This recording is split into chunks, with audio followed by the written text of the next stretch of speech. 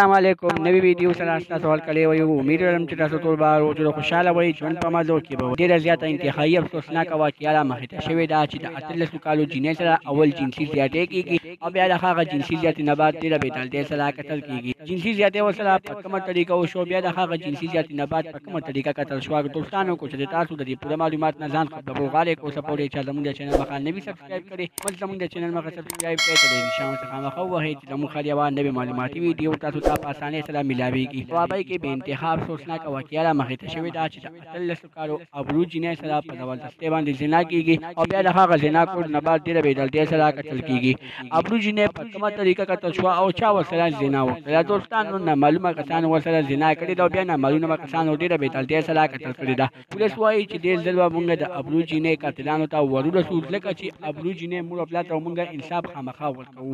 اوسه پورې په دې حکومت کې چاته هم لا انصاف نه دی ملو شوی او نه د پانسې په تخته باندې خطلې دي او ته یو خنزیر هم د پانسې په تخته باندې خطلې او نن به داسې انسانیت نه پیدا کیږي